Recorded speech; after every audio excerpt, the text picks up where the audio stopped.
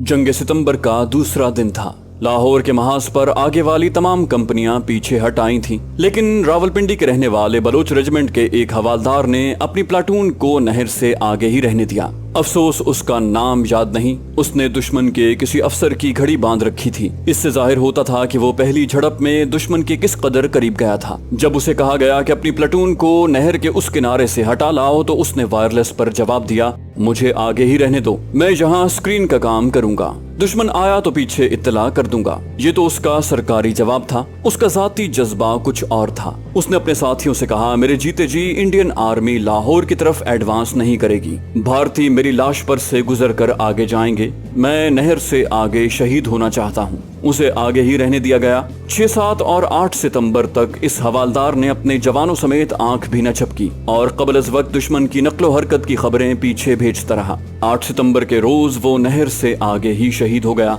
लेकिन दुश्मन उसकी लाश पर से न गुजर सका। जब उसकी लाश पीछे लाई गई तो बलोच रेजिमेंट के कैप्टन मसूद ने लाश के मुंह पर बड़े प्यार से हाथ फेरा और मुस्कुरा कर पूछा, क्यों शेरा, दिल की मुराद पाली तूने? रात के पिछले पहर दुश्मन का तोपखाना जरा सी देर के लिए खामोश हुआ। 7 सितंबर की सुबह तुलू होते ही फिर शदीद गोलाबारी शुरू हो गई। उसके साथ ही इंडियन एयरफोर्स के लड़ाका बम्बार तैयारों का स्क्वाडन आ गया और अगले मोर्चों पर रॉकेट और मशीन गन फायरिंग करने लगे। पाक फजाइया के शाहबाज इत्तला मिलते ही पहुंच गए। उन्होंने और तैयारा शिकन तोपचियों ने भारतीय हवाबाजों को बेबस करके भगा दिया। इस गोलाबारी और हवाई हमले की आड़ में भैनी और रावी साइफन के दरमियानी इलाके में भारत का एक ब्रिगेड भैनी पर हमले के लिए जमा हो रहा था। बलोच रेजिमेंट के कैप्टन मसूद और 16 पंजाब रेजिमेंट के मेजर मुबारक अली शहीद की कंपनियां पहलू बपहलू मोर्चाबंद थीं। उन्होंने दुश्मन के ब्रिगेड को मरकूज न होने दिया। गोलाबारी के गर्दो गुबार में कुछ नजर न आता था। दिफाई लाइन में एक जगह शिगाफ था। चंद एक भारतीय सिपाही इस शिगाफ से गुजरकर बीआरबी में कूद गए और तैर कर नहर पार कर आए। ये रजाकार थे और इंडियन आर्मी के यही चंद एक सूरमे थे जिन्हें बीआरबी पार करने की सआदत नसीब हुई और यही सआदत उनकी मौत का बायस बनी।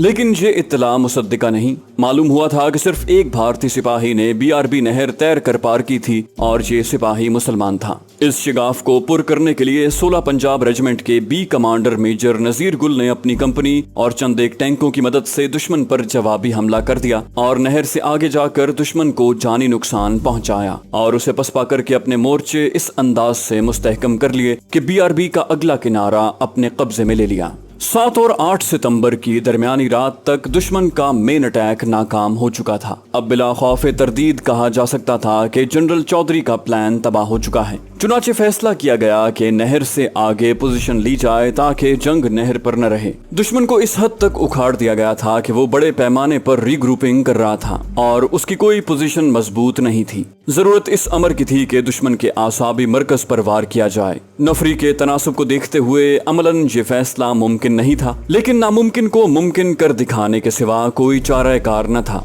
जंग लाहौर की दहलीज पर हो रही थी। जरा सी लग़ज़िश, हल्की सी कोताही और एक लम्हे की सुस्ती पाकिस्तान के आसाबी मरकज को दुश्मन के हवाले कर सकती थी। जवाबी हमले के फैसले को जवानों के जज्बे ने बहुत तक़वियत दी। उनके नारे और जोश खरोश बता रहे थे कि वो सिर्फ दिफा में नहीं लड़ना चाहते, वो जवाबी हमले के लिए बेताब थे। अब नारा तकबीर के साथ मोर्चों से एक और नारा गरजा, दिल्ली पहुंचो, और एक जवान ने गला फाड़ कर नारा लगाया, शास्त्री के घर तक पहुंचो। हालांकि नफरी की कमी के अलावा उनकी जिस्मानी हालत हमले के काबिल नहीं थी। वो जख्मी भी हुए थे, शदीद जख्मी भी और शहीद भी हुए थे। नफरी और कम हो गई थी और ये कलील नफरी थक चुकी थी, लेकिन जवानों की रूहें तरोताजा थीं। उस रात दोनों तरफ के तोप खाने गोलाबारी करते रहे और दुश्मन डिवीजन रीग्रुपिंग में मसरूफ था। जनरल सरफराज खान ने फैसला किया कि दुश्मन को रीग्रुपिंग की मोहलत न दी जाए और जो कुछ पास पल्ले है उससे हमला कर दिया जाए। लाहौर की रानियां दुश्मन को मरकूज नहीं होने दे रही थीं।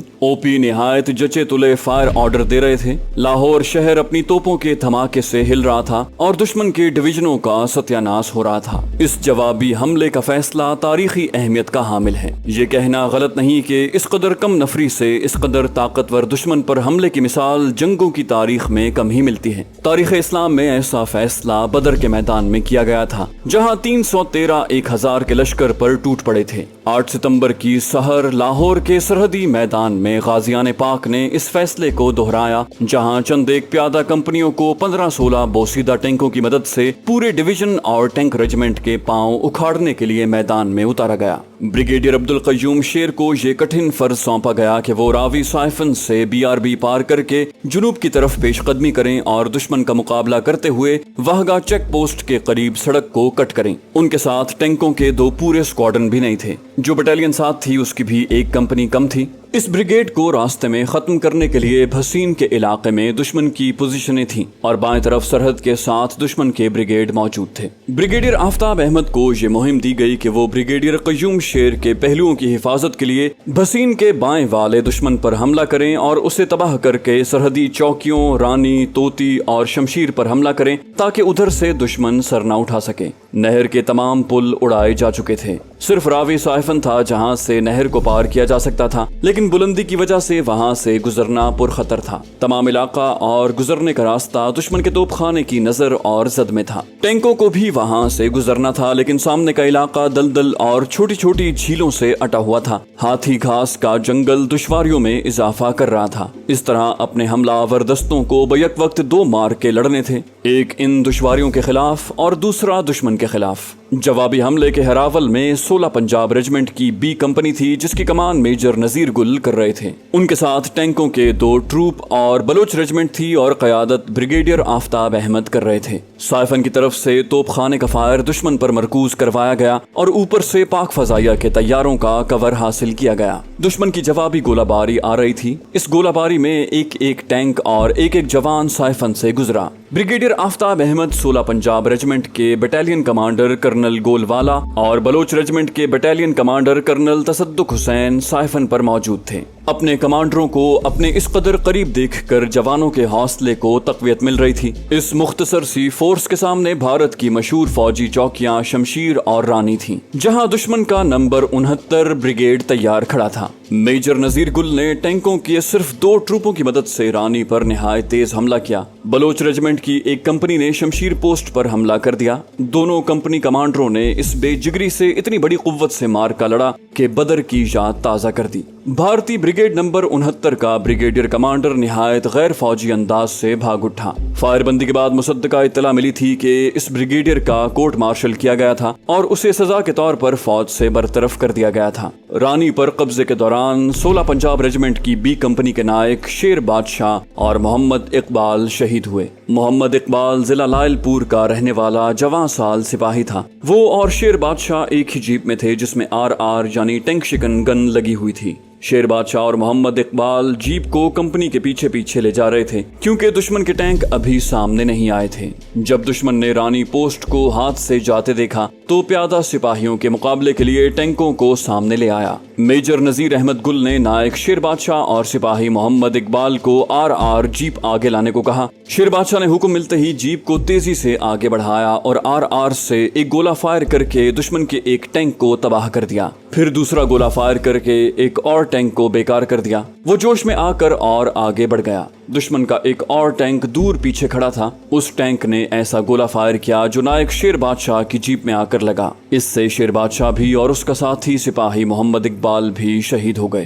نائک شیر بادشاہ کوہاٹ کا رہنے والا خٹک پٹھان تھا۔ برسوں پہلے جب وہ سپاہی تھا تو اس کی ترقی کی باری آئی۔ کمپنی کمانڈر نے کمپنی کے صوبیدار چنار گل سے اس کے متعلق رپورٹ مانگی تو چنار گل نے یہ رپورٹ دی: یہ جوان ہر حکم کو اس طرح مانے گا کہ اپنی جان کو بھی خطرے میں ڈال دے گا، اور اگر دشمن سے جھڑپ ہو گئی تو آگے ہی جائے گا، پیچھے نہیں ہٹے گا۔ شیر بادشاہ نے صوبیدار کی پیشین گوئی پوری کر دکھائی۔ بلوچ ریجمنٹ کی کمپنی نے شمشیر پوسٹ پر قبضہ کر لیا اور 16 پنجاب ریجمنٹ کی B کمپنی نے رانی پوسٹ لے لی۔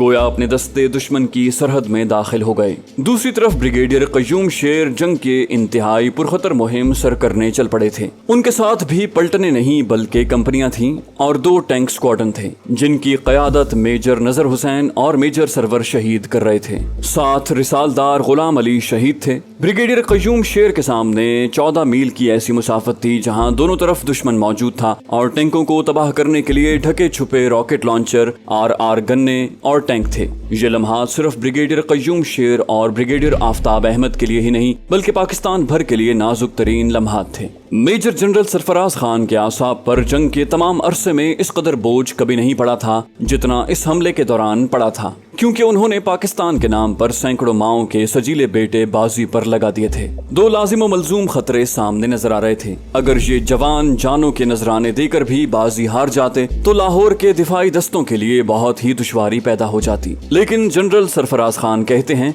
मुझे अपने खुदा और उसके रसूल सल्लल्लाहु अलैहि वसल्लम पर मुकम्मल भरोसे के अलावा अपने अफसरों की जांबाजाना क़यादत, जंगी सलाहियत और जवानों के जज्बा सरफरोशी और जंगी डिसिप्लिन पर इस कदर एतमाद था कि मेरा दिल गवाही दे रहा था कि मैं ये बाजी जीत लूंगा। और हुआ भी ऐसा ही। मेरे अफसरों और जवानों ने नामुमकिन को मुमकिन कर दिखाया। मैं इस हमले के शहीदों को अकीदत भरा सलाम करता हूँ। ब्रिगेडियर क़य्यूम शेर वाहगा की समत पेशकदमी कर रहे थे कि भसीन के इलाके में दुश्मन से तसादुम हो गया। खदशा पैदा होने लगा कि ब्रिगेडियर क़य्यूम शेर का मिशन रास्ते में तबाह हो जाएगा। लेकिन ब्रिगेडियर आफ्ताब अहमद के साथ बलोच रेजिमेंट की जो एक कंपनी थी उसने दुश्मन पर हल्ला बोल दिया। ऐनी शाहिदों का बयान है कि यह हमला इस कदर तेज और शदीद था कि दुश्मन पर दहशत तारी हो गई। भारतीय कमांडरों को तवक्को ही न थी कि पाक फौज का सिपाही मुल्क व मिल्लत की खातिर इस हद तक भी दीवाना हो सकता है। उधर भैनी के करीब दुश्मन ने हमारे बढ़ते हुए टैंकों को रोक लिया। रिसालदार गुलाम अली शहीद ने अपना टैंक पोजीशन से निकाला और ताक ताक कर गोले फायर करता दुश्मन की पोजीशनों में घुस गया। उसने दुश्मन के मुताद्दिद टैंक तबाह करके रास्ता साफ कर लिया, लेकिन उसका अपना एक टैंक हिट हो गया और जलने लगा। गुलाम अली टैंक से कूद आया, घूम के देखा तो उसका कोई और जवान टैंक से नहीं निकल सका था। गुलाम अली ने शायद गवारा न किया कि उसके जिन साथियों ने उसका यहाँ तक साथ दिया था उन्हें वो जलते टैंक में छोड़ दे। मौत की राह में भी साथ निभाने के लिए गुलाम अली जलते टैंक में कूद गया और क्रू को बचाते हुए शहीद हो गया। उन्हें किसी कब्रिस्तान में दफन नहीं किया गया, उन्हें वहीं दफन किया गया जहां वो शहीद हुए थे। BRB के भैनी वाले पुल के करीब नहर के उधर वाले किनारे पर इन शहीदों की पुख्ता कब्रें हैं। बसीन के इलाके में दुश्मन ने जमकर मुकाबला किया, लेकिन पाकिस्तानियों की बेजिगरी के सामने ज्यादा देर जम न सका और बेअंदाज लाशें और असलहा छोड़कर सरहद से निकल गया। बसीन के गांव के करीब 4 भारतीय जीपें खड़ी थीं। जाके देखा तो एक जीप भारतीय जनरल नरिंजन प्रसाद की थी, जिसमें से जंगी अहमियत के कागजात बरामद हुए। ये भारतीयों का टैक्टिकल डिवीजन हेडक्वार्टर था। इधर से डिवीजन कमांडर भाग गया, उधर रानी और शमशीर पोस्ट से ब्रिगेडियर कमांडर भाग गया। तसव्वुर किया जा सकता है कि भारतीय सिपाही मरकजियत बिखर जाने से किस तरह बौखला कर भागे और मरे होंगे। वाहगा से भैनी तक का मैदान भारतीय लाशों से भर गया था। ब्रिगेडियर क़य्यूम शेर के जांबाज दस्तों ने वाहगा रोड को कट कर लिया। शुमाल में बलोच रेजिमेंट की कंपनियों ने दुश्मन का मंच और कुक्कड़ तक ताकुब किया, जो दुश्मन की सरहद के अंदर था। इस तरह न सिर्फ नहर के आगे के इलाके से दुश्मन को निकाल लिया गया था, बल्कि दुश्मन के बहुत से इलाके पर भी कब्जा कर लिया गया। जाने से पहले इस वीडियो को लाइक कर दीजिए। इंशाल्लाह आपसे अगली किस्त में मुलाकात होगी। तब तक अपना और अपने इस चैनल का ख्याल रखिएगा। अल्लाह हाफिज।